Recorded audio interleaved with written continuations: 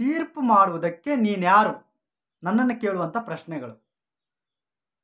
ನಾನು ಯಾರು ಅಂತ ತಿಳ್ಕೊಳ್ಳೋದಕ್ಕಿಂತ ಫಸ್ಟು ನೀವು ವಾಕ್ಯವನ್ನು ತಿಳ್ಕೊಂಡ್ರೆ ತುಂಬ ಒಳ್ಳೆಯದು.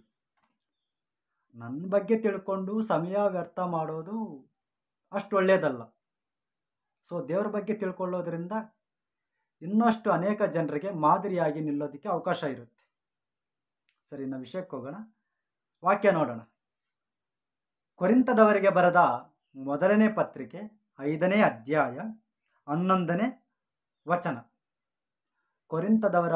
ಕೊರಿಂಥದವರಿಗೆ ಬರೆದ ಮೊದಲನೇ ಪತ್ರಿಕೆ 5ನೇ ಅಧ್ಯಾಯ 1ನೇ ವಚನ, 11ನೇ ವಚನ. ಆದರೆ ಕ್ರೈಸ್ತ ಸಹೋದರನೆನಿಸಿಕೊಂಡವನು, ಯಾರಂತೆ? ಕ್ರೈಸ್ತ ಸಹೋದರನೆನಿಸಿಕೊಂಡವನು ಜಾರನಾದರೂ, ಲೋಭಿಯಾದರೂ, ವಿಗ್ರಹಾರಾಧಿಕನಾದರೂ, ಬೈಯುವವನಾದರೂ, ಕುಡಿಕನಾದರೂ, ಸುಳುಗೊಳ್ಳುವವನಾಗಿದ್ದ ಪಕ್ಷದಲ್ಲಿ, ಅರ್ಥ ಆಗ್ತಾ ಇದೆಯಾ? ನಾನು ಹೇಳ್ತಾ ಇಲ್ಲ ಈ ಮಾತುಗಳು. ಆಗಿದ್ದ ಪಕ್ಷದಲ್ಲಿ ಅವನ ಸಹವಾಸ ಮಾಡಬಾರದು, ಅಂಥವನ ಸಂಗಡ ಊಟ ಮಾಡಲೂ ಬಾರದು ಎಂದು ಬರೆದಿದ್ದೆನು. ಈ ರೀತಿ ನಾನು ಬರೆದಿದ್ದೆನು. ಹೊರಗಿನವರನ್ನು ಕುರಿತು ತೀರ್ಪು ಮಾಡುವುದಕ್ಕೆ ನನಗೇನು ಅಧಿಕಾರ?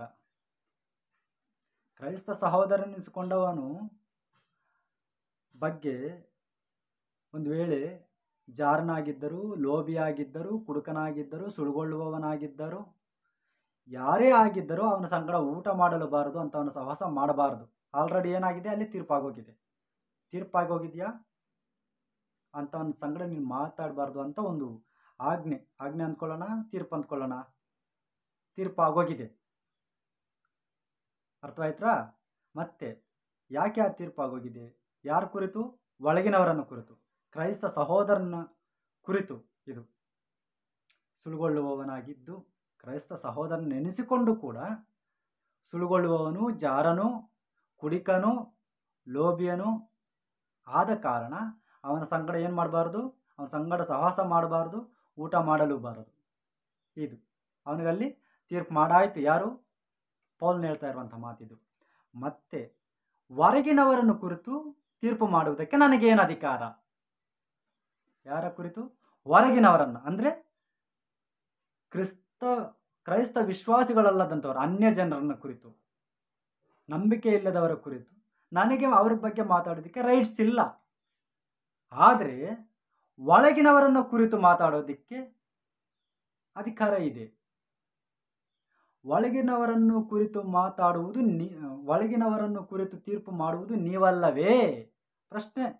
ಕ್ವಶನ್ ಮಾಡ್ತಾ ಇದ್ದಾನೆ ಕೊರಿಂಥ ಸಭೆಯವರಿಗೆ. ಒಳಗಿನವರನ್ನು ಕುರಿತು ತೀರ್ಪು ಮಾಡುವುದು ನೀವಲ್ಲವೇ? ನಾನು ಹೇಳ್ತಾ ಇದ್ದೇನೆ, ಕೇಳ್ತಿರಲ್ಲ, ತೀರ್ಪು ಮಾಡೋದಕ್ಕೆ ನೀವು ಯಾರು ಅಂತ. ಕ್ರೈಸ್ತ ಸಹೋದರನೆನಿಸಿಕೊಂಡವನು ತಪ್ಪು ಮಾಡಿದರೆ ನೀವು ತೀರ್ಪು ಮಾಡಬಹುದು ಅಂತ ಪೌಲ್ನ ಹೇಳ್ತಾ ಇರುವಂಥ ಮಾತು ನೋಡಿ ಇಲ್ಲಿ.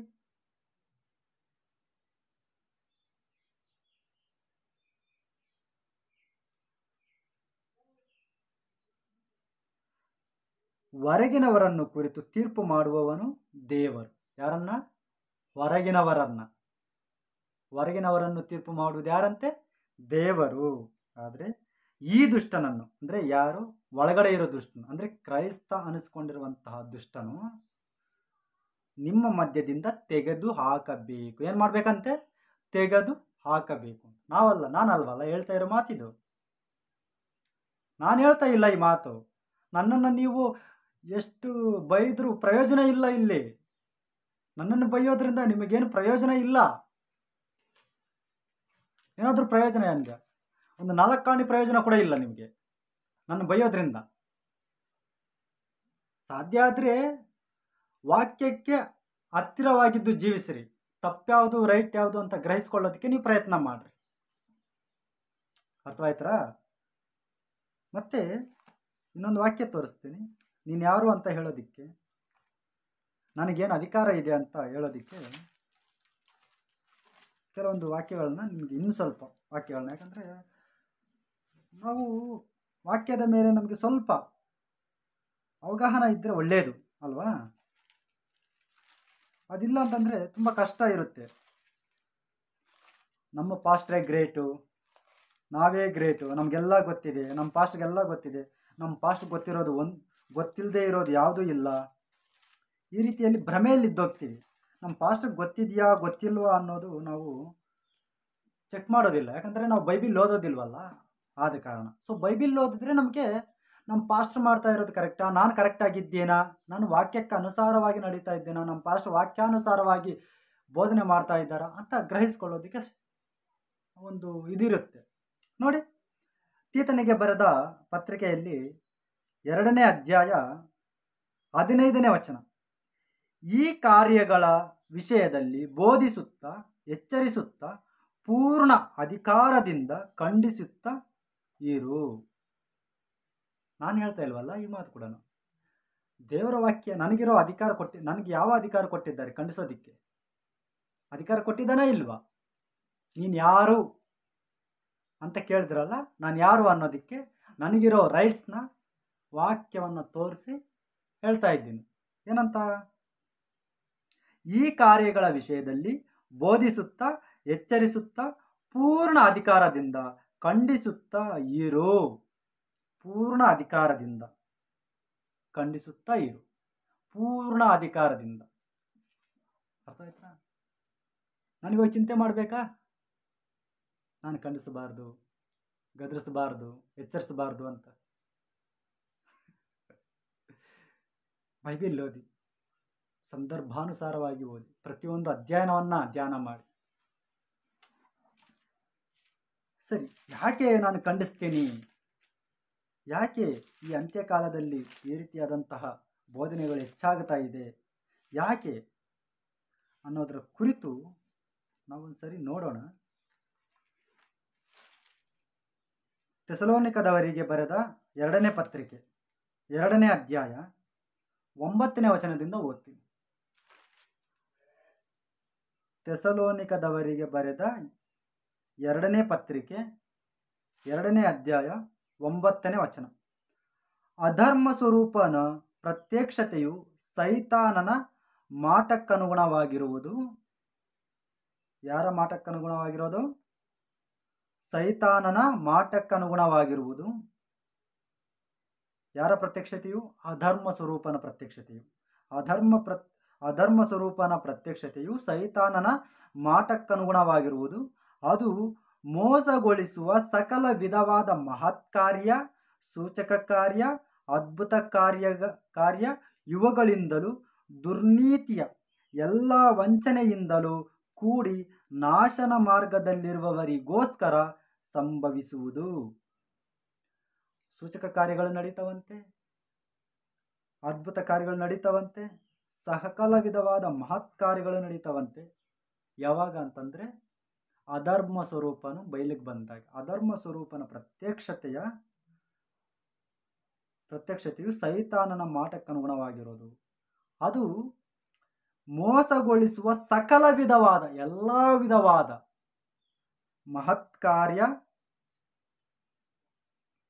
ಸೂಚಕ ಕಾರ್ಯ, ಅದ್ಭುತ ಕಾರ್ಯ ಇವುಗಳಿಂದಲೂ ದುರ್ನೀತಿಯ ಎಲ್ಲ ವಂಚನೆಯ. ದುರ್ನೀತಿ ಅಂತಂದರೆ ವಾಕ್ಯಕ್ಕೆ ಹೊರಗೆ, ವಾಕ್ಯವನ್ನು ಬಿಟ್ಟು ಬೈಬಿಲ್ನ ಹೊರತುಪಡಿಸಿ ನಾವು ಸಭೆಯಲ್ಲಿ ಏನಾದರೂ ನಡೆಸಿದರೆ ಅದು ದುರ್ನೀತಿ. ವಾಕ್ಯದಲ್ಲಿ ಇರುವ ಪ್ರಕಾರವೇ ನಾವು ನಡ್ಕೊಳ್ಳೋದಾದರೆ ಅದು ನೀತಿಗೆ ಅನುಸಾರವಾಗಿ ನಾವು ನಡೀತಾ ಇದ್ದೀವಿ. ಒಂದು ವೇಳೆ ವಾಕ್ಯವನ್ನು ಬಿಟ್ಟು ನಾವು ಕಾರ್ಯಗಳನ್ನು ಮಾಡ್ತಾ ಇದ್ದರೆ ಅದು ದುರ್ನೀತಿ. ಈ ದುರ್ನೀತಿಯ ಎಲ್ಲ ವಂಚನೆಯಿಂದಲೂ ಕೂಡಿ ನಾಶನ ಮಾರ್ಗದಲ್ಲಿರುವವರಿಗೋಸ್ಕರ ಇವೆಲ್ಲ ಸಂಭವಿಸುವವು. ಯಾವ ಮಹತ್ಕಾರ್ಯಗಳು, ಸೂಚಕ ಕಾರ್ಯಗಳು ಇವು ನೋಡಿ. ಅದೇ ಕಾರಣದಿಂದ ದೇವರು ಅಸತ್ಯ ನಡೆಸುವ ಭ್ರಮೆಯನ್ನು ಅವರಲ್ಲಿಗೆ ಕಳುಹಿಸಿ. ಯಾರಲ್ಲಿಗೆ? ಇದೇ ಕಾರಣದಿಂದ ದುರ್ನೀತಿಯಲ್ಲಿ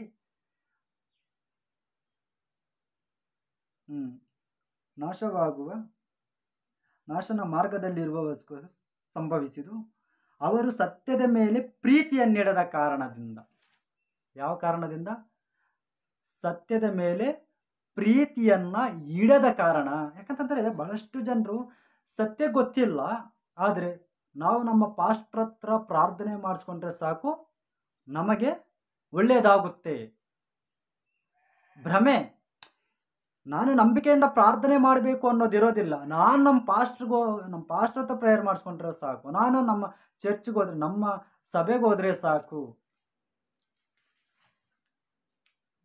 ಈಗ ಗ್ರೇಸ್ ಮಿನಿಸ್ಟ್ರಿ ಇದೆಯಪ್ಪ, ಬಹಳಷ್ಟು ಜನರು ಓದ್ತಾ ಇರ್ತಾರೆ ಬೇರೆ ಬೇರೆ ಕಡೆಗಳಿಂದ. ಯೂಟ್ಯೂಬ್ ನೋಡಿ, ಯೂಟ್ಯೂಬಲ್ಲಿ ಅಲ್ಲಿ ಅವರು ಹಾಕುವಂಥ ವಿಡಿಯೋಗಳನ್ನು ನೋಡಿ, ಓಹೋ ಅಲ್ಲಿ ಅಷ್ಟೊಂದು ಅದ್ಭುತ ಆಗ್ತಾ ಇದೆಯಾ, ಅಷ್ಟಿದಾಗ್ತಾ ಇದೆಯಾ, ಅಲ್ಲಿಗೆ ಹೋದರೆ ನಮ್ಗೆ ಒಳ್ಳೆಯದಾಗುತ್ತಾ. ಭ್ರಮೆ. ಯಾಕೆ ಅಂತಂದರೆ ಇವರು ವಾಕ್ಯವನ್ನು ಫಾಲೋ ಮಾಡಿದರೆ ಅವರ ಯೂಟ್ಯೂಬಲ್ಲಿ ಬಂದಂಥ ವಿಡಿಯೋಗಳನ್ನು ನೋಡಿ ಇವರು ಚಂಚಲಗೊಳ್ತಿರ್ಲಿಲ್ಲ. ಸೊ ಇದು ರೈಟಾ ರಾಂಗ್ ಅಂತ ತಿಳ್ಕೊಳ್ಳೋದಕ್ಕೆ ಪ್ರಯತ್ನ ಮಾಡ್ತಾ ಇದ್ದ. ಸೊ ಅವನು ಹಾಗೆ ಮಾಡದೆ ಈ ಯೂಟ್ಯೂಬಲ್ಲಿ ವಿಡಿಯೋಗಳನ್ನು ನೋಡಿ ಅಲ್ಲಿ ಅದ್ಭುತ ನಡೆಯುತ್ತಾ, ಅಲ್ಲಿ ಹೋದರೆ ಅಷ್ಟೊಂದು ನಮಗೆ ಐಶ್ವರ್ಯ ಬರುತ್ತಾ ಅನ್ನೋಂಥ ಭ್ರಮೆ ಇವರಲ್ಲಿಗೆ ಬಂದಾಗ ಏನಾಗುತ್ತೆ ಅಂತಂದರೆ ಇವರು ಹೋಗ್ತಾರೆ. ನೋಡಿ, ಇಂಥವೆಲ್ಲ ಯಾರ ದುರ್ನೀತಿಯ ಎಲ್ಲ ವಂಚನೆಯಿಂದ ಕೂಡಿ ನಾಶನ ಮಾರ್ಗದಲ್ಲಿರುವಗೋಸ್ಕರ ಸಂಭವಿಸಿದ್ದು. ಅವರು ಸತ್ಯದ ಮೇಲೆ ಪ್ರೀತಿಯನ್ನು ನೀಡಿದ್ರು. ಒಂದು ವೇಳೆ ಇವರು ಸತ್ಯದ ಮೇಲೆ ಅಂದರೆ ವಾಕ್ಯದ ಮೇಲೆ ಪ್ರೀತಿಯನ್ನಿಟ್ಟಿದ್ದರೆ ಅಂಥವುಗಳಿಗೆ ದೂರವಾಗಿ ಇವರು ಜೀವಿಸ್ತಿದ್ರು. ಅಂಥವುಗಳಿಗಾಗಿ ಅಲ್ಲಿ ಮಹತ್ ಕಾರ್ಯ ನಡೆಯುತ್ತಾ, ಸೂಚಕ ಕಾರ್ಯ ನಡೆಯುತ್ತಾ ಇವರಿಗೆ ಅರಿವಾಗೋದು. ವಾಕ್ಯದ ಮೇಲೆ ಅವಗಾಹನ ಇದ್ದಿದ್ರೆ. ಇವರಿಗೆ ವಾಕ್ಯದ ಮೇಲೆ ಅವಗಾಹನ ಇಲ್ಲದ ಕಾರಣ, ಸತ್ಯದ ಮೇಲೆ ಪ್ರೀತಿಯನ್ನಿಡದ ಕಾರಣ, ರಕ್ಷಣೆಯನ್ನು ಹೊಂದದೆ, ರಕ್ಷಣೆ ಅಂದರೆ ನಿತ್ಯ ಜೀವ, ಅದನ್ನು ಕೊಡಲಿಕ್ಕೆ ಯೇಸು ಸ್ವಾಮಿ ಶಿಲುಬೆಯಲ್ಲಿ ರಕ್ತವನ್ನು ಸುರಿಸಿದ್ದು. ಅದನ್ನು ಕೊಡಲಿಕ್ಕೆ ಅವರು ಪರಲೋಕವನ್ನು ಬಿಟ್ಟು ಈ ಲೋಕಕ್ಕೆ ಬಂದಿದ್ದು.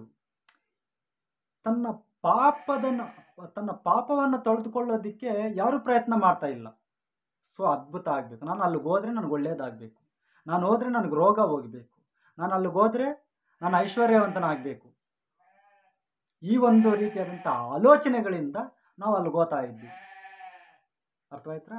ಸೊ ಇವಕ್ಕಾಗಿ ಅಲ್ಲ, ದೇವರು ನಮ್ಗೆ ಐಶ್ವರ್ಯ ಕೊಡಲಿಕ್ಕೋ ಅಥವಾ ನಮಗೆ ಸ್ವಸ್ಥತೆ ಮಾಡಲಿಕ್ಕೋ, ಮೊಣಕಾಲು ನೋವುಗಳನ್ನ ಹೋಗಲಿಸ್ಲಿಕ್ಕೋ, ನಮ್ಮ ಮನೆಗಳೆಲ್ಲಿರಬೇಕು, ಅಥವಾ ನಾವು ಫಸ್ಟ್ ಫ್ಲೋರ್ ಆಗಿರ್ಬೇಕಾ, ಸೆಕೆಂಡ್ ಫ್ಲೋರ್ ಆಗಿರ್ಬೇಕಾ, ವೈಟ್ ಟೈಲ್ಸ್ ಇರಬೇಕಾ, ಇವಕ್ಕೆಲ್ಲ ದೇವ್ರು ವಿಷನ್ ತೋರಿಸೋದು.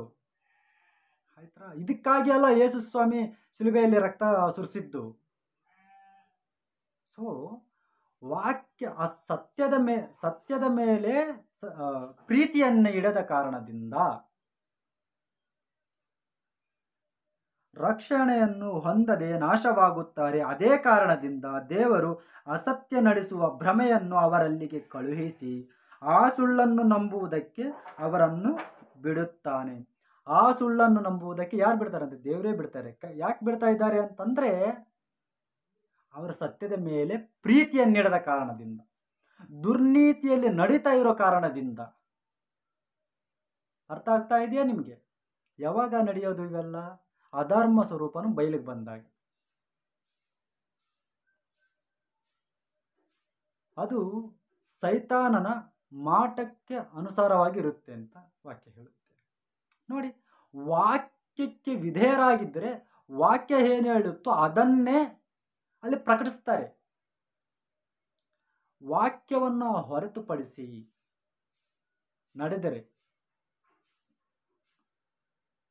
ನಮಗೇನಾಗುತ್ತೆ ನೋಡಿ ಇಲ್ಲಿ, ಆ ಸುಳ್ಳನ್ನು ನಂಬುವುದಕ್ಕೆ ಅವರನ್ನು ಬಿಡುತ್ತಾನೆ. ಸತ್ಯವನ್ನು ನಂಬದೆ ಆ ನೀತಿಯಲ್ಲಿ ಆನಂದ ಪಡುವವರೆಲ್ಲರೂ ಈ ಪ್ರಕಾರ ನ್ಯಾಯ ತೀರ್ಪಿಗೆ ಒಳಗಾಗುವರು. ನಾನು ಹೇಳ್ತಾ ಇಲ್ಲ ಈ ಮಾತುಗಳು, ಬೈಬಿಲಲ್ಲಿರುವಂತಹ ಮಾತುಗಳನ್ನೇ ನಾನು ನಿಮ್ಮ ಮುಂದೆ ಇಡ್ತಾ ಇದ್ದೀನಿ. ನಾನು ಹೇಳ್ತಾ ಇದ್ದೀನ? ಇಲ್ಲವಲ್ಲ. ನಾನು ಏನಿದೆಯೋ ಆ್ಯಸ್ ಇಟ್ ಈಸ್ ಅದೇ ಹೇಳ್ತಾ ಇದ್ದೀನಿ. ನಾನು ಯಾವುದು ಸೇರಿಸಿಲ್ಲ. ಸೇರಿಸಿದ್ನಾ? ಇಲ್ಲ. ನೋಡಿ, ಒಬ್ಬ ವ್ಯಕ್ತಿ ಐಶ್ವರ್ಯವಂತನಾಗಿದ್ದಂಥ ಒಬ್ಬ ವ್ಯಕ್ತಿ ಯೇಸು ಸ್ವಾಮಿ ಬಳಿ ಬಂದು ಒಂದು ವಿಷಯವನ್ನು ಕೇಳ್ತಾರೆ. ಏನು ಆ ವಿಷಯ ಅಂತ ನಾವು ನೋಡೋದಾದರೆ, ಮತ್ತಾಯನ ಬರೆದ ಸುವಾರ್ತೆ 19ನೇ ಅಧ್ಯಾಯ, ಮತ್ತಾಯನ ಬರೆದ ಸುವಾರ್ತೆ 19ನೇ ಅಧ್ಯಾಯ 16ನೇ ವಚನದಲ್ಲಿ, ಆಗ ಒಬ್ಬನು ಬಂದು ಆತನನ್ನು, ಬೋಧಕನೇ, ನಾನು ನಿತ್ಯ ಜೀವವನ್ನು ಪಡೆಯಬೇಕಾದರೆ ಏನು ಒಳ್ಳೆ ಕಾರ್ಯ ಮಾಡಬೇಕು? ಅರ್ಥ ಆಗ್ತಾ ಇದೆಯಾ? ಆ ಒಬ್ಬ ವ್ಯಕ್ತಿ ಯೇಸು ಕ್ರಿಸ್ತನ ಬಳಿಗೆ ಬಂದು, ನಾನು ಐಶ್ವರ್ಯವಂತನಾಗಬೇಕಂದ್ರೆ ಏನು ಮಾಡಬೇಕು ಅಂತ ಕೇಳಲಿಲ್ಲ. ನನ್ನ ರೋಗ ಹೋಗಬೇಕಂದ್ರೆ ನಾನು ಏನು ಮಾಡಬೇಕು ಅಂತ ಕೇಳಲಿಲ್ಲ. ನಾನು ಸಿಂಹಾಸನದಲ್ಲಿ ಕೂರಬೇಕಂದ್ರೆ ನಾನು ಏನು ಮಾಡಬೇಕು ಅಂತ ಕೇಳಲಿಲ್ಲ. ಬದಲಿಗೆ ಏನು ಕೇಳ್ತಾ ಇದ್ದಾನೆ? ನಿತ್ಯ ಜೀವವನ್ನು ಪಡೆಯಬೇಕಾದರೆ ನಾನು ಏನು ಮಾಡಬೇಕು ಅಂತ ಕೇಳ್ತಾ ಇದ್ದಾನೆ. ನಿಮ್ಗೆ ಅರ್ಥ ಆಗ್ತಾ ಇದೆಯಾ? ಕೇಳಿದಾಗ ಯೇಸು ಸ್ವಾಮಿ ಏನು ಹೇಳ್ತಾ ಇದ್ದಾರೆ ನೋಡಿ. ಒಳ್ಳೆಯದನ್ನು ಕುರಿತು ನನ್ನನ್ನು ಯಾಕೆ ಕೇಳುತ್ತಿ? ಒಳ್ಳೆಯವನು ಒಬ್ಬನೇ. ಆದರೆ ಆ ಜೀವದಲ್ಲಿ, ಯಾವ ಜೀವದಲ್ಲಿ? ನಿತ್ಯ ಜೀವದಲ್ಲಿ. ಆ ಜೀವದಲ್ಲಿ ಸೇರಬೇಕೆಂದಿದ್ದರೆ ದೇವರ ಆಜ್ಞೆಗಳಿಗೆ ಸರಿಯಾಗಿ ನಡೆದುಕೋ. ಏನಂತೆ? ಏನಾದರೂ ಹೇಳ್ತಾ ಇದ್ದಾರಾ? ಕಾಣಿಕೆ ಕೊಡಬೇಕು, ಮೈನ್ಬತ್ತಿಗೆ 500 ರೂಪಾಯಿ ಕೊಡಬೇಕು, ಶಾಲು ಹರಾಜು ಹಾಕಿದಾಗ ಕೊಂಡ್ಕೋಬೇಕು, ಮೋಶೆ ಕೋಲನ್ನು ಕೊಂಡ್ಕೋಬೇಕು ಹೇಳ್ತಾ ಇದ್ದಾರಾ? ನಿಮ್ಗೆ ಅರ್ಥ ಆಗುತ್ತೆ. ಮೋಶೆ ಕೋಲು ಯಾವುದು, ಯಾವ ಸಭೆಯಲ್ಲಿ ಇವೆಲ್ಲ ಹರಾಜು ಹಾಕ್ತಾರೆ? ಶಾಲು, ಪೇಟ, ಹೀಲಿಂಗ್ ಆಯಿಲ್ಲು, ಮತ್ತು ಮೇಣದ ಬತ್ತಿ, ಇವೆಲ್ಲ ಯಾವ ಸಭೆಯಲ್ಲಿ ನಡೀತವೆ ಅಂತ ನಿಮಗೆ ಗೊತ್ತಿದೆ. ನಾನು ಪ್ರತ್ಯೇಕವಾಗಿ ಮತ್ತೆ ಹೇಳಬೇಕಾಗಿಲ್ಲ. ಓಕೆ ನೋಡಿ, ಇಲ್ಲಿ ಯೇಸು ಸ್ವಾಮಿ ಹೇಳ್ತಾ ಇರುವಂತಹ ಮಾತು, ಆ ಜೀವದಲ್ಲಿ ಸೇರಬೇಕೆಂದಿದ್ದರೆ ದೇವರ ಆಜ್ಞೆಗಳಿಗೆ ಸರಿಯಾಗಿ ನಡೆದುಕೋ ಎಂದು ಹೇಳಿದ್ದಕ್ಕೆ ಅವನು, ಅವು ಯಾವುವು ಎಂದು ಕೇಳಲು, ಯೇಸು, ನರಹತ್ಯೆ ಮಾಡಬಾರದು, ವ್ಯಭಿಚಾರ ಮಾಡಬಾರದು, ಕದಿಯಬಾರದು, ಸುಳ್ಳು ಸಾಕ್ಷಿ ಹೇಳಬಾರದು, ನಿನ್ನ ತಂದೆ ತಾಯಿಗಳನ್ನು ಸನ್ಮಾನಿಸಬೇಕು ಮತ್ತು ನಿನ್ನ ಹಾಗೆಯೇ ನಿನ್ನ ನೆರೆಯವನನ್ನು ಪ್ರೀತಿ ಮಾಡಬೇಕು ಎಂಬುವುಗಳೇ ಅಂದನು. ಯೇಸು ಸ್ವಾಮಿ ಹೇಳಿದಂಥ ಮಾತು. ದೇವರ ಆಜ್ಞೆಗಳನ್ನು ಯೇಸು ಸ್ವಾಮಿ ಆ ಒಬ್ಬ ಯವನಸ್ಥನ ಮುಂದೆ ಹೇಳ್ತಾ ಇದ್ದಾನೆ. ಇದರಲ್ಲಿ ಯಾವುದು ಸೇರಿಸಿಲ್ಲ. ಕಾಣಿಕೆ ಕೊಡಬೇಕು, ಕಾಣಿಕೆ ಪ್ರಸ್ತಾಪನೆ ಇಲ್ಲ, ಮೇಣದ ಬತ್ತಿದ್ದಿಲ್ಲ, ಮೋಶೆ ಕೋಲಿಲ್ಲ. ನಿತ್ಯ ಜೀವ ಪಡೆಯಬೇಕಂದ್ರೆ ಏನು ಮಾಡಬೇಕು? ಇವಾಗ ಈ ಒಬ್ಬ ವ್ಯಕ್ತಿ ಯಾರು? ಯೇಸು ಸ್ವಾಮಿನ ಕೇಳಿದ್ನಲ್ಲ, ನಾನು ನಿತ್ಯ ಜೀವ ಪಡೆಯಬೇಕಾದ್ರೆ ಏನು ಮಾಡಬೇಕು ಅಂತ. ಯೇಸು ಸ್ವಾಮಿ ಈ ಆಜ್ಞೆಗಳನ್ನು ಹೇಳಿದ್ನಲ್ಲ, ಇದರ ಪ್ರಕಾರವಾಗಿ ನಾವು ನಡ್ಕೋಬೇಕು ಅಂತ ಹೇಳಿದಾಗ ಈ ವ್ಯಕ್ತಿ ಏನು ಹೇಳ್ತಾನೆ ನೋಡಿ ಒಂದ್ಸರಿ. ಆ ಯೌವನಸ್ಥನು ಆತನನ್ನು, ಇವೆಲ್ಲವಕ್ಕೂ ಸರಿಯಾಗಿ ನಡೆದುಕೊಂಡಿದ್ದೇನೆ, ಇನ್ನೇನು ಕಡಿಮೆಯಾಗಿರಬಹುದು? ಏನಂತೆ? ಇವೆಲ್ಲವಕ್ಕೂ ಸರಿಯಾಗಿ ನಾನು ನಡ್ಕೊಂಡಿದ್ದೀನಿ. ಈತನು ಒಂದು ವೇಳೆ, ಸರಿ ಸ್ವಾಮಿ, ನಾನು ಅದರಂತೆ ನಾನು ನಡೀತೀನಿ ಅಂತ ಹೇಳಲಿಲ್ಲ. ಇವೆಲ್ಲವಕ್ಕೂ ನಾನು ಸರಿಯಾಗಿದ್ದೀನಿ ಅಂತ ಹೇಳ್ತಾ ಇದ್ದೇನೆ. ಅಂದರೆ ಯೇಸು ಸ್ವಾಮಿ ಶಭಾಷ್ ಅಂತಾನೇನೋ ಅನ್ನೋ ಒಂದು ಭ್ರಮೆಯಿಂದ ಸಂತೋಷವಾಗಿ, ಇಲ್ಲ ಸ್ವಾಮಿ, ನಾನೆಲ್ಲ ಇದರಂತೆ ನಾವು ನಡೀತಾ ಇದ್ದೀವಿ ಅಂತ ಹೇಳ್ತಾನೆ. ಹೇಳಿದಾಗ ಯೇಸು ಸ್ವಾಮಿ ಹೇಳ್ತಾನೆ ನೋಡಿ, ಇವಾಗ ಹೇಳುವಂಥ ಮಾತು ನೋಡಿ.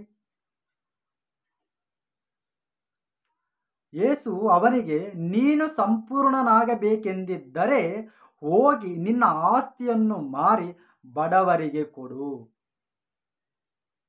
ಏನಂತೆ?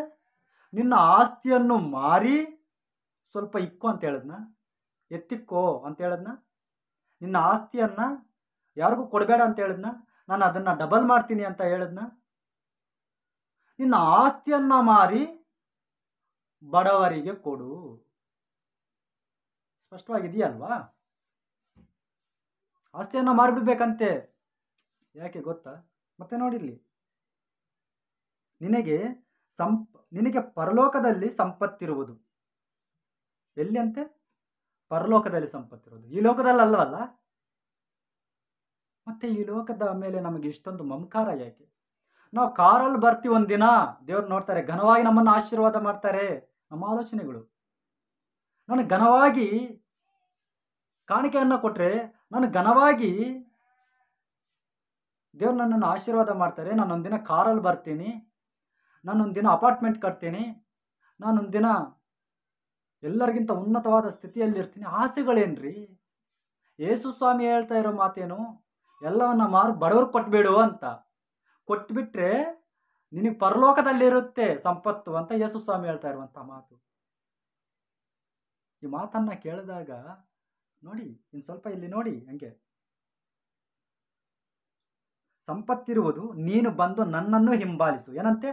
ಆಸ್ತಿಯೆಲ್ಲ ಮಾರಿಬಿಟ್ಟು ಬಡವರಿಗೆ ಕೊಟ್ಟುಬಿಟ್ಟು ನನ್ನನ್ನು ಹಿಂಬಾಲಿಸು. ಎಲ್ಲವನ್ನ ತಗೊಂಡು ಬಂದು ನನಗೆ ಕೊಡು ಅಂತನ್ನ ಹೋಗ್ಲಿ. ಇಲ್ಲ ನಿಮ್ಮ ಚರ್ಚು ಪಾಸ್ಟರ್ ಕೊಡು ಅಂತ ಹೇಳದ್ನ, ನಿನ್ನ ಬೋಧಕನಿಗೆ ಕೊಡು ಅಂತ ಹೇಳದ್ನ? ಇಲ್ಲ, ಹೀಗೆ ಹೇಳಿಲ್ಲ. ಬಡವರಿಗೆ ಕೊಡು ಅಂತ ಹೇಳ್ತಾ ಇದ್ದಾನೆ.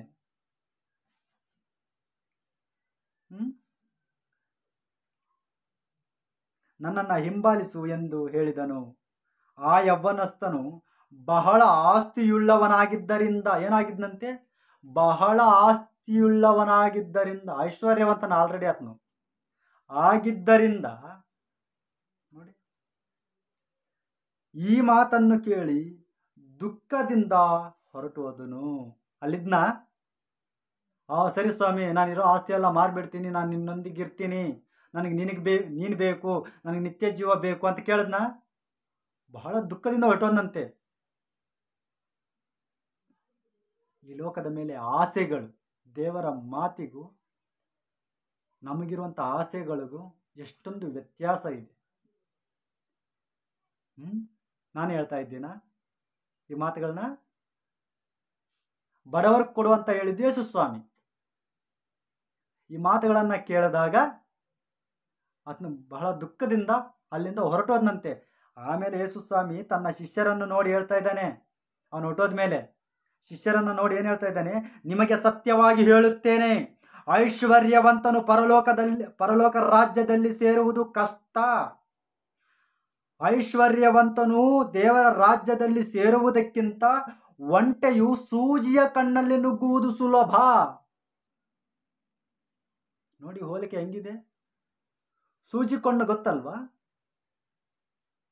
ಐಶ್ವರ್ಯವಂತನು ಪರಲೋಕ ರಾಜ್ಯದಲ್ಲಿ ಸೇರೋದು ಕಷ್ಟ. ಆದರೆ ಸೇರುವುದಕ್ಕಿಂತ ಒಂಟೆ ಗೊತ್ತಲ್ಲ, ಒಂಟೆಯು ಸೂಜಿಗಣ್ಣಲ್ಲಿ ನುಗ್ಗುವುದು ಸುಲಭನಂತೆ. ಸೂಜಿ ಎಷ್ಟಿರುತ್ತೆ ಅದರಲ್ಲಿ ಬೇಕಾದರೂ ಒಂಟೆ ನುಗ್ಗಬಹುದೇನೋ, ಆದರೆ ಐಶ್ವರ್ಯವಂತನು ಪರಲೋಕ ರಾಜ್ಯದಲ್ಲಿ ಸೇರೋದು ಕಷ್ಟ ಅಂತ ವಾಕ್ಯ ಹೇಳುತ್ತೆ. ಇವತ್ತು ನಾವು ಐಶ್ವರ್ಯಕ್ಕಾಗಿ ತವಕ ಪಡ್ತಾ ಇದ್ದೀವಾ, ಅಥವಾ ನಿತ್ಯ ಜೀವಕ್ಕಾಗಿ ತವಕ ಪಡ್ತಾ ಇದ್ದೀವಾ? ರಕ್ಷಣೆಯನ್ನು ಕಾಪಾಡಿಕೊಳ್ಳಬೇಕು ಅಂತ ನಾವು ತವಕ ಪಡ್ತಾ ಇದ್ದೀವಾ? ಯೋಚನೆ ಮಾಡ್ರಿ. ನಾನು ಹೇಳ್ತಾ ಇಲ್ಲ ನಿಮ್ಮನ್ನ ಏನೋ ಒಂದು ಸಿಹಿಯಾದ ಮಾತುಗಳಿಂದ, ಸಕ್ಕರೆ ಲೇಪಿತ ಮಾತುಗಳಿಂದ ನಾನು ನಿಮ್ಮನ್ನ ಆಕರ್ಷಿಸೋದಕ್ಕೆ ನಾನು ಮಾತಾಡ್ತಾ ಇಲ್ಲ. ನನಗೆ ಬೇಕಾಗಿಲ್ಲ. ವಾಕ್ಯ ಇರೋದನ್ನ ಇದ್ದಂಗೆ ಹೇಳ್ತೀನಿ.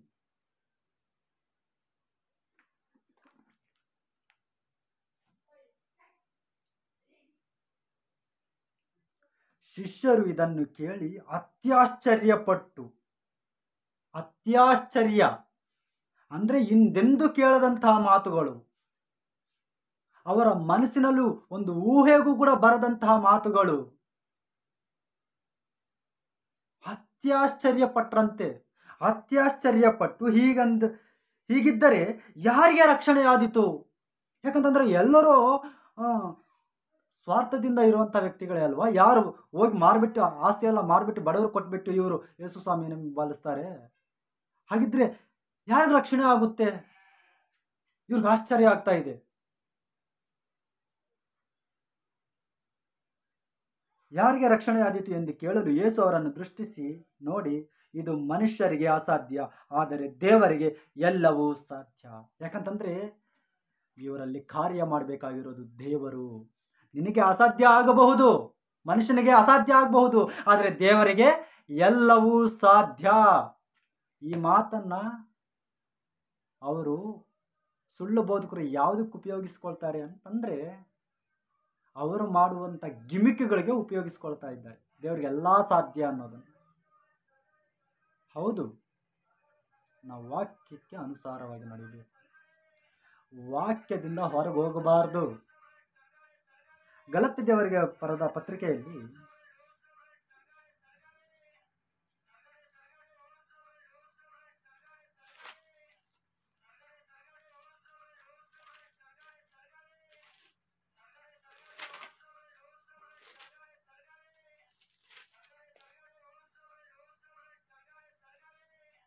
ಗಲಾತ್ಯದವರಿಗೆ ಬರೆದ ಪತ್ರಿಕೆ 6ನೇ ಅಧ್ಯಾಯ 7ನೇ ವಚನ, ಮೋಸ ಹೋಗಬೇಡಿರಿ, ದೇವರು ತಿರಸ್ಕಾರ ಸಹಿಸುವವನಲ್ಲ. ನಾನು ಹೇಳ್ತಾ ಇಲ್ಲ, ಮೋಸ ಹೋಗಬೇಡಿರಿ, ದೇವರು ತಿರಸ್ಕಾರ ಸಹಿಸುವವನಲ್ಲ. ಮೋಸ ಮಾಡೋನು ಪಕ್ಕಕ್ಕಿಡ್ರಿ. ಮೋಸ ಹೋಗುವಂಥ ವ್ಯಕ್ತಿಗಳಿಗೂ ಕೂಡ ದೇವರು ಹೇಳ್ತಾ ಇದ್ದಾನೆ, ಮೋಸ ಮಾಡೋದು ಪಕ್ಕಕ್ಕಿಡ್ರಿ. ಮೋಸ ಹೋಗುವಂಥ ಜನರಿಗೂ ಹೇಳ್ತಾ ಇದ್ದಾನೆ, ದೇವರು ತಿರಸ್ಕಾರ ಸಹಿಸುವವನಲ್ಲ. ಅಂದರೆ ನೀವು ಮೋಸ ಹೋಗ್ತಾ ಇದ್ದೀಯ ಅಂತಂದರೆ, ನೀನು ಸತ್ಯ ಗೊತ್ತಿದ್ದು ಕೂಡ ಮತ್ತೆ ಮೋಸ ಹೋಗ್ತಾ ಇದ್ದೀಯ ಅಂತಂದರೆ ದೇವರನ್ನು ತಿರಸ್ಕಾರ ಮಾಡುವವನಾಗಿದ್ದೀಯ. ಆದ ಕಾರಣ ದೇವರು ಅದನ್ನು ಸಹಿಸೋದಿಲ್ಲ ಅಂತ ಹೇಳ್ತಾ ಇದ್ದಾನೆ. ಅರ್ಥ ಇದೆಯಾ? ನಿಮ್ಗೆ ಅರ್ಥ ಆಗ್ತಾ ಇದೆಯಾ ಅಂತ? ಇದರಲ್ಲಿ ನನ್ನ ಸ್ವಾರ್ಥದ ಆಲೋಚನೆಗಳಿದೆಯಾ? ಇಲ್ವಲ್ಲ? ಮತ್ತ್ಯಾಕೆ? ಸ್ವಲ್ಪ ದಿನ ಕಾಯಿ, ನನ್ನ ವಿಡಿಯೋಗಳನ್ನು ನೋಡ್ರಿ. ನಾನು ಹೇಳ್ತಾ ಇರೋದು ವಾಕ್ಯಾನುಸಾರನ ಅಥವಾ ವಾಕ್ಯಕ್ಕೆ ವಿರುದ್ಧವಾಗಿ ನಡೆದುಕೊಳ್ತಾ ಇದ್ದೀನ ನೋಡ್ರಿ. ಒಂದು ವೇಳೆ ನನ್ನಲ್ಲಿ ದೋಷ ಕಾಣಿಸಿದಾಗ ನನ್ನ ಫೋನ್ ನಂಬರ್ ಇರುತ್ತಲ್ಲ, ಫೋನ್ ಮಾಡಿರಿ. ನಿಮಗೆ ಸಂದೇಹಗಳಿದ್ರೆ ಫೋನ್ ಮಾಡಿರಿ. ನಾನು ಕೇಳಲಿಲ್ಲ ಅಂದರೆ ನನಗೆ ಕೌಂಟ್ರಾಗಿ ವಾಕ್ಯವನ್ನು ತೋರಿಸಿ ವಿಡಿಯೋ ಮಾಡು, ಆಯಿತಾ? ಜನರಿಗೆ ಸತ್ಯ ಗೊತ್ತಾಗಬೇಕು, ಯಾರು ಮೋಸ ಹೋಗಬಾರದು. Thank you.